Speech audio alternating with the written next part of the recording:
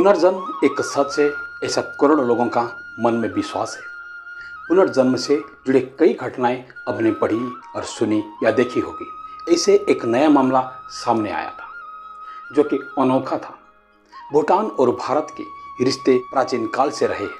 भूटान की महारानी दोरोजी वांगचुक के यहाँ नाती का जन्म हुआ था। नाती के रूप में जन्मे इसी छोटे से बच्चे टूवेक जिग्मे जिंगतेन वांगचुक का प्राचीन भारत की नालंदा यूनिवर्सिटी से कई जुड़ाव है। ऐसा माना जा रहा है यह बच्चा 826 साल पहले नालंदा में रह चुका था। भूटान में पुनर्जन्म को लेकर मान्यताएं बहुत मजबूत है। वहाँ भी माना जाता है कि पुनर्जन्म में जिग्मे का सारनाथ से गहरा नाता रहा। भूटान के इस छोटे से राजकुमार का दावा अगर सच निकला तो यह माना जाएगा कि नालंदा के एक प्रोफेसर का ही जन्म भूटान के राजकुमार के रूप में हुआ है। भूटान की महारानी कहती है कि पिछले कुछ सालों से उनके नाती जो कुछ बताया उसे जानकर वो हैरान रह गए।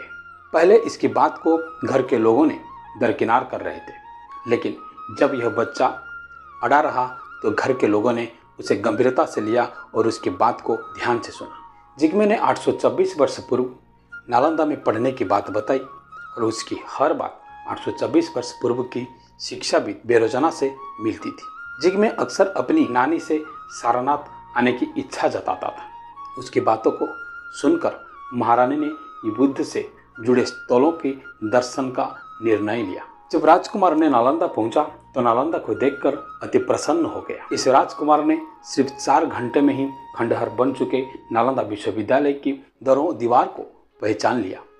जिग्मे की बातों और भावनाओं पर विश्वास करे तो वो आज से 826 साल पहले नालंदा विश्वविद्यालय में बतौर स्कॉलर रह चुका था। उस दौर में उसे शिक्षाविद बेरोचने के रूप में जाना जाता था और 826 साल बाद वो भूटान की महारानी की नाती के तौर पर पैदा हुआ है।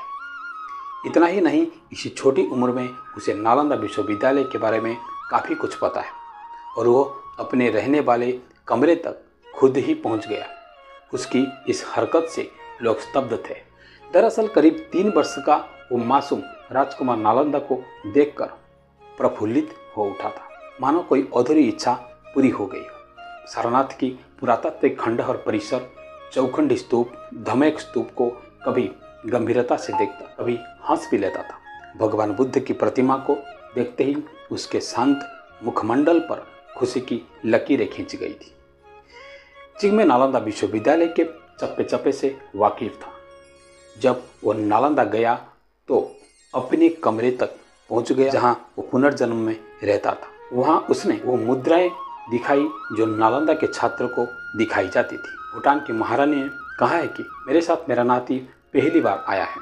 मैं समझती हूँ कि ये मेरे लिए बेहद खास दिन होगा। ये सारी बातें हमारे लिए चौंकाने वाली है। मैं इस यात्रा में हो रही चीज़ों को अपनी ज़िंदगी और अपनी नाती के लिए सबसे खास दिन के रूप में देखती हूँ। तक्षशिला के बाद नालंदा विश्वविद्यालय दुनिया का सबसे प्राचीन विश्वविद्यालय है। इसकी स्थापना 450 ईस्वी में गुप्त वंश के शासक कुमारगुप्त ने ही किया था। उनके बाद हर्षवर्धन और पाल शासक और ऐसे कई शासकों ने उसके विकास में अपना पूरा योगदान दिया। गुप्त राजवंश ने मठों का संरक्षण करवाया। 1193 ईस्वी में आक्रमणकारी बख्तियार खिलजी ने इस विश्वविद्यालय को तहस नहस कर जला डाला था।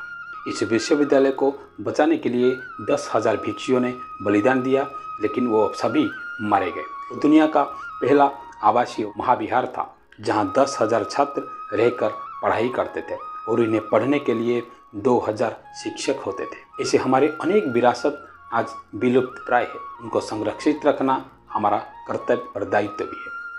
आज की कहानी में इतना ही। फिर मिलेंगे एक नई कहानी के साथ। तब तक के लिए विदाई लेते। नमस्कार।